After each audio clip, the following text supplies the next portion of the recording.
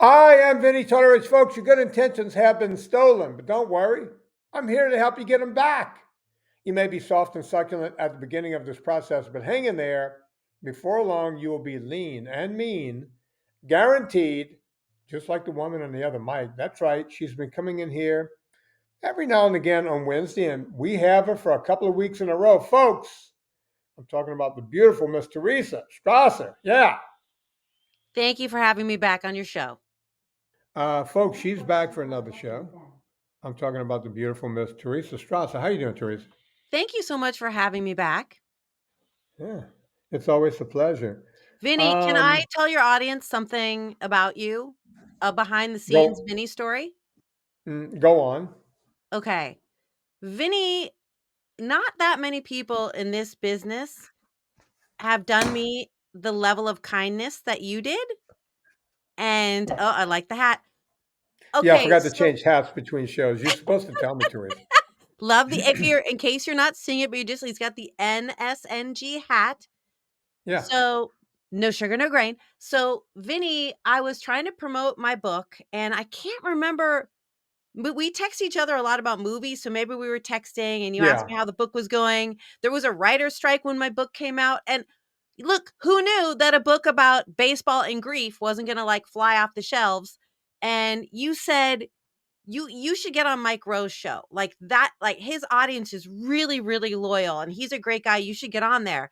And I said, Yeah. yeah, Vinny, that would be great. Like I don't know anybody there. And literally within 5 minutes, you had emailed, I think Mike August, who's the booker on the Adam Carolla show. No, And actually, no, I emailed Chuck Klausmeyer. yeah, it was Chuck. You emailed Yeah. Chuck. Like a lot of people will say, "Oh, let me put in a call for you." But literally within minutes, like that was a personal connection of yours. You didn't even know me that well. You did me this huge kindness that wasn't going to benefit you at all, and in fact, it was a risk. I mean, what if like I wasn't good on their show and I made you look bad? Anyway, you copied me, you wrote to him, you said, "This is my friend. Her book's really good. You should have her on the show." And it was actually kind of a complicated process to get on the show because he didn't know me. He hadn't heard of me. So I spoke to Chuck for about an hour and then I ended up doing his show. And you were exactly right. His audience, that's for the few weeks after I was on Mike Rowe's podcast. The way I heard it is the name of the podcast. Yeah. That was like the most my book ever sold. And I still get messages from some of his listeners. And it's just something I've never forgotten. Like maybe it wasn't a big deal to you, but it was like one of the nicest things, honestly, that anyone's ever done for me. And I think you've since gone back on his show a couple of times. And I want to mention it because I think that his listeners are very loyal and, a lot of them have joined you here on your show. And I think there's a Yeah. group of them. I think they're called Rowebies. Correct me if I'm wrong. But he has a huge following on Facebook. I think he has over 6 million followers. And a lot of them decided like let's lose weight as a group communally and they have followed NSNG. Am I getting it right? Yeah, that you're pretty close. I was on the first time like a few years ago, and there's only been at that time there was only one other guest that had been on twice. Um, and after about a year, I just wrote to Chuck and I said, Chuck, you're not going to believe this. I didn't write to him to say, hey, can I be on the show again? I just said, Chuck, you're not going to believe this, but do you know what a Rowebie is? And he goes, a what? I said, a Rowebie. And we were on a phone call. And he goes, no. I said, well, after I was on your show, a lot of people, we have a free Facebook group. And a lot of these people came in, and they always ask people how they came in. And people started saying the biggest show used to be the Adam Carolla show, but the Rowe people took over.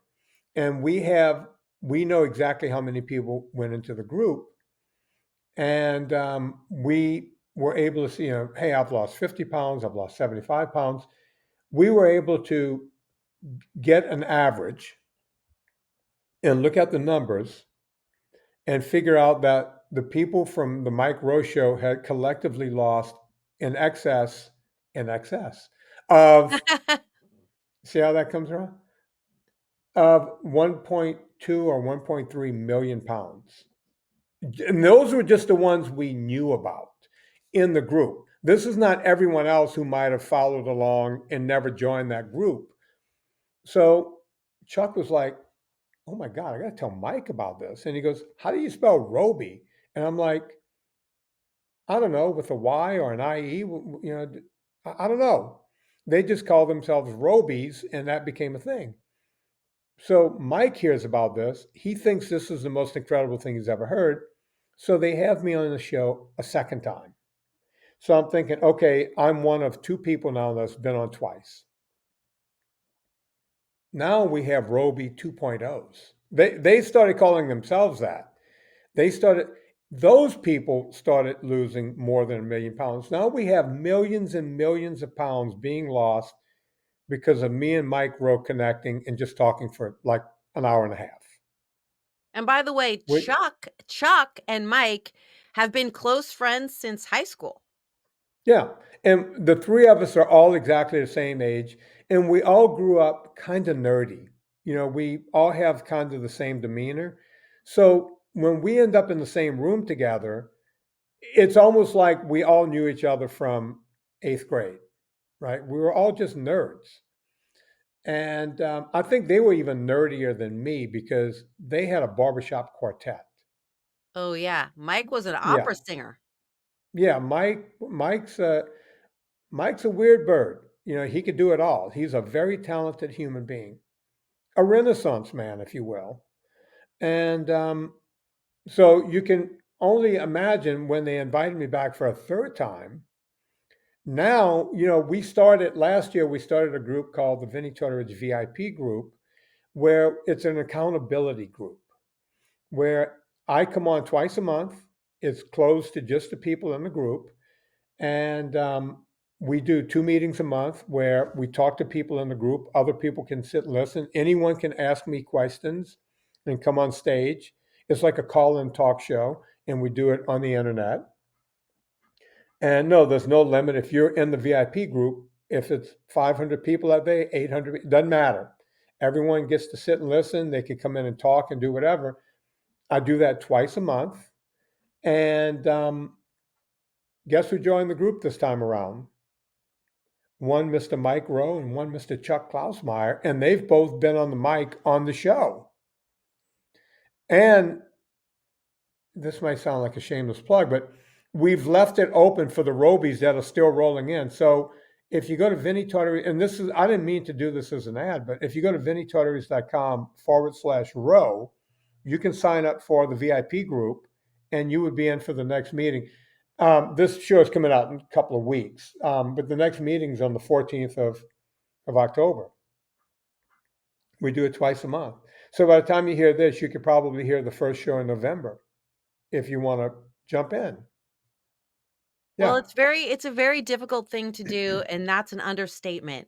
I mean, everybody knows that it's difficult to quit drinking or doing drugs, and I think part of the success of 12-step programs is that they are communal, and you would have a sponsor or somebody to help keep you accountable. You would have support. You could go to 2 meetings a day. You could go to 90 meetings in 90 days. Well, losing weight is incredibly difficult because you can't just stop eating. You have to eat, Right. right, to survive, but you have to eat in this new way, and I think part of the success of the Robies is that there's a communal nature, even if it's just on Facebook or in one of your VIP groups that other people are doing it at the same time, and it's very helpful. Yeah, and I'll do videos of exercises and put it in the group. It's all free. When you join the group, but then there's no extra charge, right? You pay to be in that group, and so you have a little skin in the game. And those people talk to each other. They all become friends. It's a community like none other, and it's pretty amazing. And I'm in there twice a month doing the thing. One time we did 3 calls in a month. I did one in between. So it's a really cool thing. Chuck has been talking. Chuck has been coming in every week. Mike pops in from time to time. Anna Vocino comes in and does things. People love when Anna comes in the group and does a little sit in with us. So we have different celebrities who sit in and talk in the group. And you're right, it is like I have two people who are very close to me who are members of AA, right? And we do run the group kind of like AA. There's no judging. We never tell you you're an idiot for eating the way you eat. If you're a vegan, we never tell you not to be a vegan. You know, we try to help you so you can live the lifestyle you want and be in the group. We have a lot of those people. It's you're trying to help people on their own terms, and that's what we're doing there, right? And it's kind of cool. Well, you meet people where they are, and I think that's part of your success, and I hope you don't mind, on Adam Carolla's show, where I was his co-host for many, many years, and we used to have this bit Yeah. called Ask Kiss Rodeo. So sorry, I didn't mean to, but I wanted to just thank you. And all those years working with Adam, I feel like people constantly ask me, like, well, what's Adam Carolla really like? I think people are curious, like, what is he like off the mic? And the people who listen to you might be wondering. So, like, off the mic and for no credit and behind the scenes, you helped out an author struggling to sell a book, and Mike Rowe's listeners read and they Oh like yeah. that really helped me. So anyway, that's what Vinny's like, if behind the scenes. And also Adam, you'll attest to this, is exactly the same. There's no difference. Dr. Drew, if you and I were doing a bit and we called him right now and we texted like, we have a medical question, stop what you're doing, he would pick up the phone. Like, he's genuinely a generous person who is concerned about people's well-being. He is a genuinely nice guy. Dr. Drew gets back to me on text quicker than anyone. There's two people that get back to me right away, and you would think, oh, these guys are busy. Dr. Drew and Mark Garagos. If I texted Mark right now, I guarantee you, if he's not in court, it's coming right back. Oh my gosh. Speaking of, I'm picking up a conversation that we had a week ago, but you and I both love documentaries. Did you see the Hmm. Menendez documentary? No, Serena and I are going to watch that together. She started watching. She goes, "Oh, we got to watch together." I know Mark is involved in that big time, Well, right? this And trying this to get him out of lawyer jail. This lawyer, Leslie Abramson, was the Menendez attorney, 4'11", just, big personality, big curly blonde hair. She really, I won't spoil it. We'll discuss it after you and Serena watch it. I will because I had just moved to LA when the trial was happening, and I had nowhere else to go. And I would watch. I mean, that used to be they used to run those all day long. This is before internet or anything else. This is back in '91. I felt bad for those guys. It's like, okay, they did something really brutal. They took a shotgun to their parents' heads and just kept pulling the trigger. You don't do that without anger, like a lot of anger. And my feeling was all the guy's like, my dad used to rape me with a toothbrush. This is all going on in the trial. You could see these guys were visibly shaken in the trial, like they were still visibly shaken over the treatment. And of course, we learned later on that the father was like, I don't know, he's like an attorney for boy bands or something. Some of those guys came out and said, oh, yeah, this guy was sexually abusing us.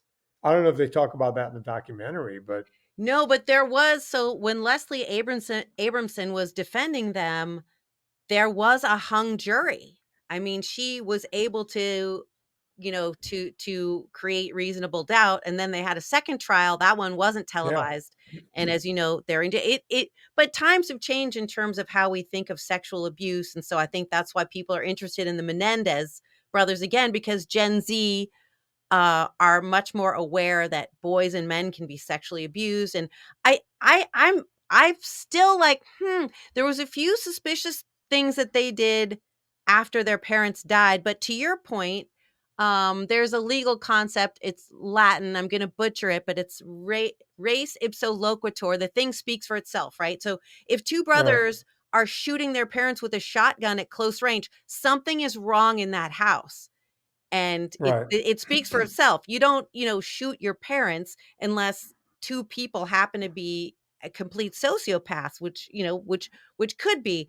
But yeah, you would think that something really dark and awful and abusive was going on in the house. Then they did go on a spending spree, which They is bought Porsches and Rolexes and stuff like that, which that doesn't look good, it right? doesn't.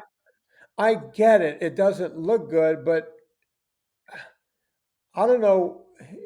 Like I couldn't imagine killing someone, and then that has to play over and over in your head, right?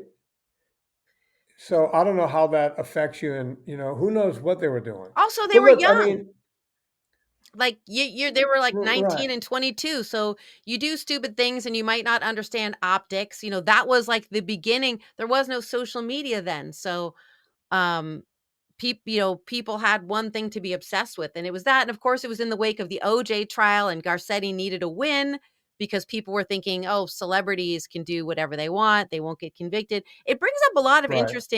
really interesting points. So I can't wait for you to watch it. Do you actually want me to get to some news? Will your listeners? Absolutely. Let's do it. Okay. If you were asked to name the healthiest vegetable, have you seen this story? You may have already seen it, but No, I um, haven't. the CDC ranked fruits and vegetables, and they came out with one winner, and it's way above even the second place winner for the healthiest vegetable. Do you have a guess? Um, and this is my just my humble opinion, is going to be a cruciferous vegetable, or Yep. at least it should be. Yep, it is. And it's going to either be broccoli or cauliflower because those have the most phytonutrients, and it's a cruciferous, so you're going to get a lot of nitrates and nitrites from it. So I'm going to go with one of those two will probably be considered the best.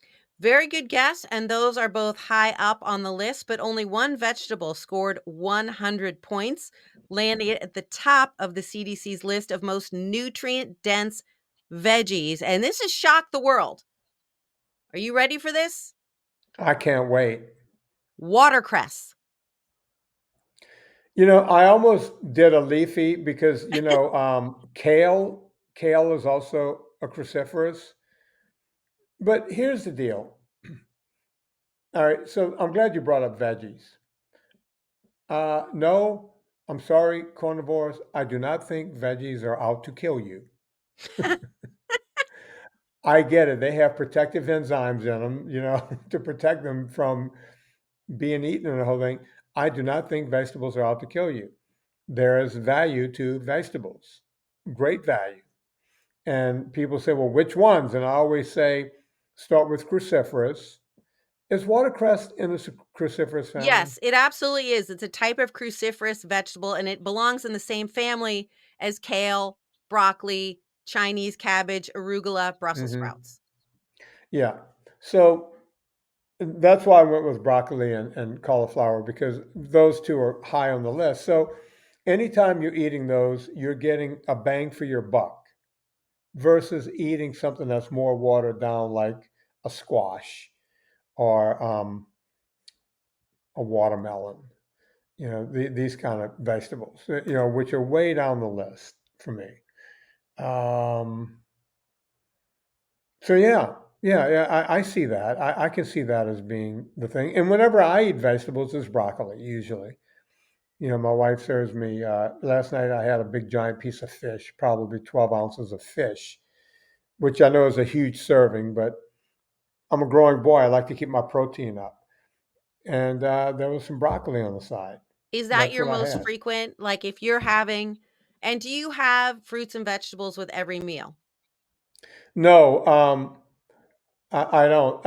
I will do salad 2 or 3 times a week, but the salad does not look like most people's salad. Now, Gina Grad always had a problem with me in salad because I refuse to have salad on the same plate with a meat. I refuse to have meat ladled on top of my salad in any way, shape, or form. I don't want salmon with salad. I don't want steak chopped up over my salad. I do not want shrimp in my salad. I want these things separated.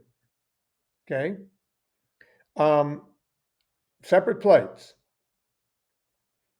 But the salad I have is going to always have either Bib lettuce, because I like Bib lettuce. There is no nutritional value to Bib lettuce, folks. But if you want me to eat it, I'm going to eat that. I also like arugula because that's got like a nice peppery finish. So you can actually mix Bib and arugula together. But the things that go in there are also finocchio. For the rest of the world, it's called fennel. I'm an old school WAP. And there's a lot of avocado in there. There's raw onions. And usually we toast up a few pine nuts. And then we ladle Villa Capelli olive oil on that, salt and pepper. That's it. That's it. Now, do I have to have all of those things in a salad? No, I do not. But usually, if you want meat to take some of that salad, you better have avocado and pine nuts in it at the very least. Because if there's not a lot of fat in there, I'm just not going to eat it. Well, also it's helping you absorb the nutrients that it's in your fennel and your right? Yeah. Mm-hmm. Now, watercress also this is a buzzword. I feel like if you listen to health, diet, exercise, fitness podcasts, you've heard of sulforaphane. Mm-hmm. And watercress does contain that. Broccoli contains that. Broccoli sprouts, I think, have the highest concentration. If you're looking for the other powerhouse vegetables, the vegetables that didn't come in first but are in the top 5, watercress with a score of 100, that it is that nutrient dense, and it does have vitamin C, vitamin K. It's been linked to a lower risk of cancer. It's got the DIM, it's got the sulforaphane. But coming in number 2, Chinese cabbage, that's around a 91.99, Swiss chard at about an 89, beetroot at 87, and then spinach 86.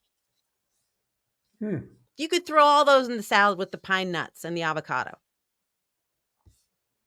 Um, yeah, like I said early on, the sulforaphane and all this different kind of stuff. You're going to get, that's all the phytonutrients I'm talking about. That's where you want to be with this stuff.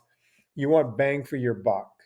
Um, I think, did you mention Brussels sprouts in there? Because I always thought they had a lot of sulforaphane in there. Yes, Brussels sprouts are in the same family with watercress, cruciferous, with kale, Chinese cabbage, arugula. But I think that the Yeah. broccoli sprouts are the holy grail for a sulforaphane. I try to eat them. They're always out of them at the grocery store near me. Maybe it's a fad. They're pretty gross to eat, frankly. I try to put a few on my salad, but Yeah. they're just bitter and they're gross, but I make myself eat them. Yeah, there are things you could do with vegetables. If you turn them into like kimchi and all this kind of stuff, you have your body absorbs that stuff better. It's good for your gut bacteria and all that. Oh, I have So, sauerkraut on my salad every day. not a bad idea. That's why you look so young and beautiful. Stop it. Shucks. Do you do the kimchi or the kombucha? No, I don't do the kombucha. There's just too much sugar in it, and so I generally don't. Do you know who Mickey Hargitay was? He's no longer with us. Mariska's dad? Mariska's dad. Mhm. He was married, Jane Mansfield's husband? husband. Hmm. One of them. And all of Jane Mansfield. No, I think Jane had children with her first husband, but she had 3 with Mickey. Mickey, and they were in the car with when Jane died. Little Mickey, Zoltane, and Mariska were all in the car in Mississippi when she died. Um, at any rate, um, Mickey Hargitay was the first Mr. Olympia, long before steroids were used. And if you saw his body back in the day, he was amazing. He was He had an ripped. amazing, And you're right, yeah, people didn't look like that then.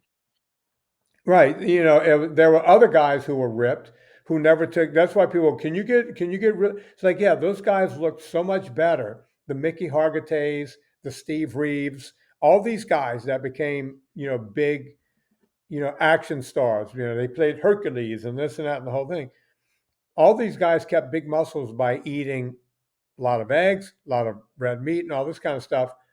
I got to know Mickey later in life. I lived in their guest house back in those days when I was doing the conch shell shoots Modeling. and all that. I lived in the Hargitay guest house. He used to try to get me to go out with Mariska. He was like, "Hey, you want to go out with my daughter?" It's like, Mickey, she's an actress. She's trying to make it in the world. I don't date actresses. And of course, I ended up marrying an actress. So, um, I but didn't realize you'd had a policy yeah, oh, yeah, yeah. Well, I learned very quickly in LA, stay away from actresses. because they're too They needy. needy, nutty, you know, all the N words. Yeah, just stay away from them. So he Yeah. tried to hook you up with his daughter, and you said, "No, not dating an No, she actress." wasn't my type. And she wasn't kind of my type. She looked a little too mannish or something. And that's not, because Mariska Hargitay seems like a lovely woman. But I was young and she was young. We're about the same age, right? We're both the same age. And I was like, not really my look type of thing. And I'll never forget, he called me, goes, "Hey, Mariska's just got a new show. Would you like to come up to the house and watch?" And I wanted to, but I had some clients to train. He goes, "We're having a little watch party at the house, at the main house." I was living in a guest house. And I was like, "What's the show called?" He goes, and he still spoke with an accent. He goes, "It's Law and Order." And I said, "Oh, Mickey, that's not a new show. It's been on." He goes, "No, no, it's a special Law and Order. It's a different Law and Order. And she's the star." And I was like, Mickey doesn't know what he's talking about. I think turns out the show is still on the air from what I can tell. What an And she's one of incredible the run. richest actresses. Yeah, one of the richest actresses in the world, Yeah, she is one um, of the most successful actresses in the in world. history. Yeah. But Mickey would always drink. He made kombucha, right? He always had a big thing of kombucha on the counter, and I would have kombucha with Mickey. And he made kimchi and all that. He did it all himself. And he had, it's called the mother. Like Yeah. once you make it, that all the enzymes and all the crap is in there. You just keep pouring in. Yeah, I used to get fresh kombucha, That like the is real, like no sweet kombucha. He no. had the real thing. What country was he from? Hungary. They're Hungarian. I'm Hungarian. I should know this. My Yeah, people, he's landsmen. your people. Where do you stand? This is probably a stupid question, but speaking of fermented foods and probiotics, where do you stand on yogurt, like full fat yogurt? As long as it's a live cultured yogurt, I eat yogurt almost daily.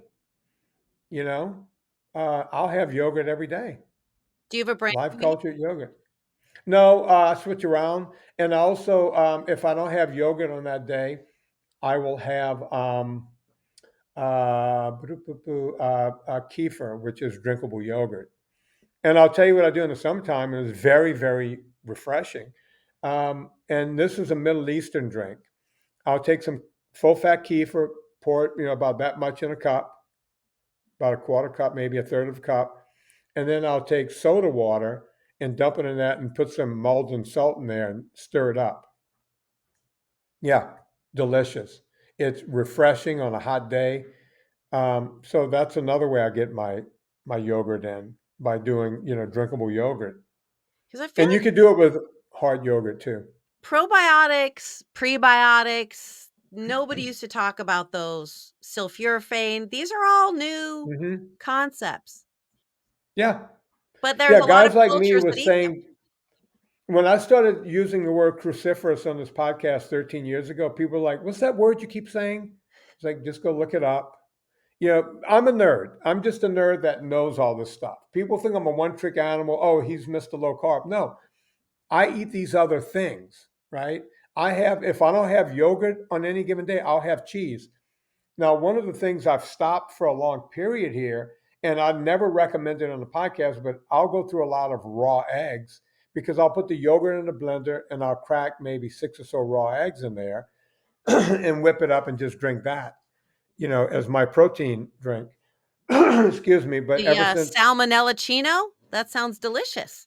Yeah, that's the problem. That's why I don't recommend it on the show because I've gotten salmonella over the years. Once from raw chicken, not completely raw, but it wasn't cooked well enough, and that only happens once. And I gave myself salmonella once from raw eggs, but they've pretty much beaten the salmonella out of the raw eggs. But you see, we've had the avian flu come through the egg population, so I quit doing that about a year ago. I'm cooking my eggs all the way through. Plus, my immune system I've been immunosuppressed because of the cancer I just went through. So I haven't had a raw egg in a blender in probably a year now, getting close to a year because of the avian flu and then my own cancer.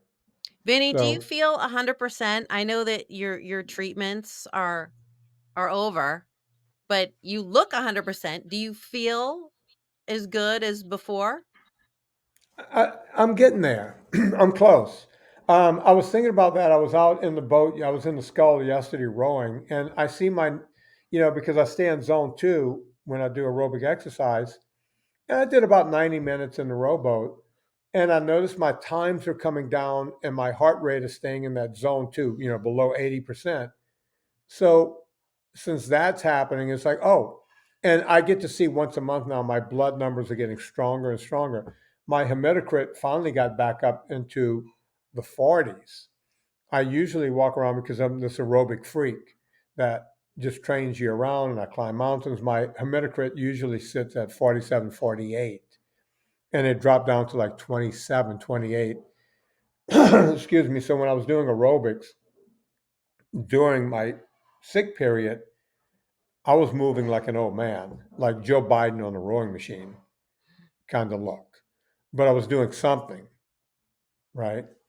And that's the way I've been. Yeah, I'm getting better and better. I notice my times coming down in the boat. I notice my times on the rowing machine and on my bike. I'm doing better. And if you know what you're looking at, if you're looking at your heart rate and you're looking at the amount of energy you're putting out, my heart rate is staying the same. My energy level is going up. I'm able to put more power into the pedals or into the oars or whatever I'm doing, right? So that's how you tell. Plus, I'm getting blood work all the time. I didn't realize it was that like that it was that difficult to row when you were in the heart of treatment because I just think of you as somebody who's like always strong and always has stamina and always fit. So that must have been really frustrating for you. Not really. It wasn't frustrating because I don't allow myself to get frustrated. Um, One of the things, I kind of look at things as being comical. At one point, I got on the floor to do some push ups while I was going through chemo, and I was able to do four, four push ups. And it was like, oh my God. It's like I couldn't get a fifth one out. It was really difficult. Right. So I just look at it as, because I don't know if you know this, but my leukemia is the same that Gina's dad had. He's no longer here. And he was a very fit man. So I look at that and go, at least I did four push ups. I'm not in the grave. It makes a big difference. Well, that's the kind of mindset that helps you to get through as well as having a sense of humor about it. Because you're right, 4 push-ups is a lot more than a lot of people can do. And frankly, I Yeah. can't really do 4 push-ups perfectly healthy. I got to put my knees down. Well, that's something that, if you ever want to work on it, I can get you to 20 if you want from your feet. It just takes a long time to get there. Oh, yeah. Yeah. I don't Yeah. know. I just feel like I'm never going to have that kind of upper body strength. Not with that attitude, you're not. I know my attitude's the worst. Yeah. You got to, conceive it, believe it, achieve it. You got to conceptualize, can I do this? Then you have to believe in yourself and then you can achieve. Think about it. It's like anything else you do in your life, and I know you have it in you. You got a letter to one of the greatest baseball players of all time, Cal Ripken Jr., and he wrote a forward, not a forward, he wrote on the back of your book. It wasn't the forward, was it? He What wrote did a he do? blurb. He wrote it they call it a He blurb. blurbed it. Yeah, he Yeah. blurbed, and his quote is actually part of his quote is on the front of my book because my publisher, Penguin, was like, "Wait a second, Cal Ripken Jr. has endorsed your book. We have to." So on the front of my book, it says, "A wonderful book, Cal Ripken Jr." Then the full blurb is on the back. But yeah, I still can't believe that that he wrote that. What a nice man. But you see, you went after it. I went after it so hard. That's all Okay. I thought about for days was like this letter that I was going to write to this person I'd never met. And I just thought like, what is the one name I would want on the cover of my book about baseball? The one name that everybody, even if you've never watched an inning of baseball, you know the name Cal Ripken Jr. And I just Googled how Yeah. to find him, found a bunch of random email addresses, and then I just thought like, I have to write the best letter I've ever written in my life. Like I have to learn everything about Cal and try to appeal to him. And yeah, I guess I'm much better in writing than I am in talking, which isn't a great endorsement for me as your podcast co-host. But I am much more comfortable in writing. Well, that same thing that you use to get Cal Ripken, that same attitude is how you get to 20 push-ups, right? Yeah. I mean, We, that's kind of, hey, that is interesting because nobody could break a 4-minute mile, right? And then what was it? What's his name? Roger Bannister? Mike. Anyway, Roger Bannister was the yeah, first one to do it, and right. then And then everyone everybody kept could do it, toppling it. Yeah. right? So maybe it was something mental where there was like, no one can run faster than a 4-minute mile. Then when you know it's possible, now all of a sudden, after he broke that, everyone could do it. Not everyone, but a lot of people could do it. Yeah, one of the things we did with my younger brother Mark, who was a better athlete than me, is we lied to him. He would say, like he was in eighth grade, and he said, "How old was Vinny when he was able to dunk a basketball?" Well, I was a freshman when I first dunked a basketball, but we said, seventh, eighth grade, something like that.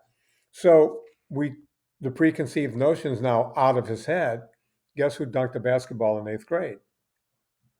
It's incredible. The Right? mind body, it's just we've barely begun to understand just how deep it is, like how the placebo effect it's real. Yeah.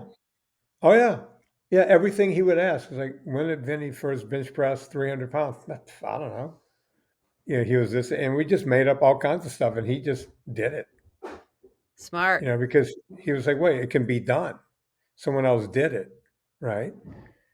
So you can do 20 push-ups, and you could carry that over into anything in your life. The I talk about this book all the time on the show. One of my New Year's resolutions this year, it was to when I got to the end of the book, was to start over again and just keep reading it over and over and over. I started reading this book when I was 13 years old, when I was in the bed with in a body cast, and it's called Think and Grow Rich by Napoleon Hill. And I've read that book over the years. I just kept reading it over and over. I always kept a copy. And then I got it on Audible. And one of my New Year's resolutions was to listen to it when I got to the end, start over again and just keep listening to it, because that's the way transmutation works.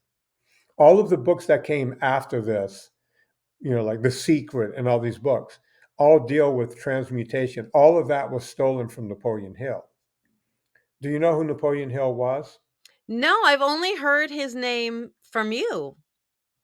Napoleon Hill was a journalist who was hired by Andrew Carnegie, or if you're a douchebag, Andrew Carnegie.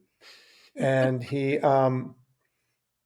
Andrew Carnegie said, I need you to write down all of the stuff because, as you know, he became one of the richest men, one of the richest industrialists of his time. And he knew all of the other rich industrial, all the inventors and the whole thing. So Napoleon Hill had a front seat to all of it and just wrote it all down and put it into a book called Think and Grow Rich in the 1930s or 40s. I can't remember when it was first written. And it's well worth reading over and over and over. because the way you get anywhere in life is all you have to do is conceive. You have to have some conception of what you want. And then you have to really believe you could do it. And then you just let it transmutate. You're going to end up meeting the people you need to meet, right? If you just keep thinking, and oh, I can call this person, and then that person can, Vinny can call Chuck Klausmeyer, and Chuck Klausmeyer can call Mike Rowe. That's the way that works. Does that I make I sense? I think it's so interesting that there was a precursor to The Secret, and now, of course, like, everybody thinks of it as manifesting. I'm gonna manifest this, but it's really Right. just if you believe, it's possible to run a 4-minute mile, it becomes possible. Yeah. Yeah. And everything we've ever done in this world as humans. Look, I grew up on a bayou in Louisiana. No one makes it off of the bayou, right? No one wants to leave. Why leave? Why get out of there? It's a wonderful place. Where are you going to go? Right? But some people like me want to leave. You know, there was in the mid to late 70s, there was a sport, and I've told this story on the show several times. There was a Sports Illustrated. You know what? We're going to shut this show down. Let's do the next show, and and here's what I want you to bring up. Um, I want you to bring up Sports Illustrated. Sports Illustrated and Getting Off of the Bayou, I and made a note. that and yeah, and we'll do that next week on the show because it's too long of a story to start right now. So we'll do that next week. Does that sound good? I'm looking forward to it. Folks, you just heard us talk about Cal Ripken Jr. and the book. That book is called Making It Home. Cal Ripken Jr. read that book. You want to read what Cal Ripken Jr. is reading? Go get that book, Making It Home. Teresa Strasser, famous author. She's right here on this show. Go get that book now. You know what? We should have Teresa come in to the VIP group one night and do a little talk with us. How about that? I'd love that. Would you like to come in, Teresa, and sit in with Anytime. us? Maybe, Yeah, maybe on Monday I or will whenever be you there. want to. Yeah. Write to me after the show. I'll make sure Chris gets you in, and we'll get you, and you can sit in with us on the show. How I'll about be that? behind the velvet rope with you. Yeah, there you go. Folks, you know what to do. My movie Dirty Keto is out there burning gas on Amazon. Before you go to Amazon, go to VinnieTortorich.com. Puts coal on the fire, gets my train down the track. We're able to keep the show free for a gazillion years in a row. So go and do that. Everything reminds me of a song, and today is no different. We were talking about the boy who was born on the bayou. So we're going to leave here with a little something from CCR, Creedence Clearwater Revival. On behalf of Teresa Strasser, my name is Vinnie Tortorich. Put life into living and do it with these guys.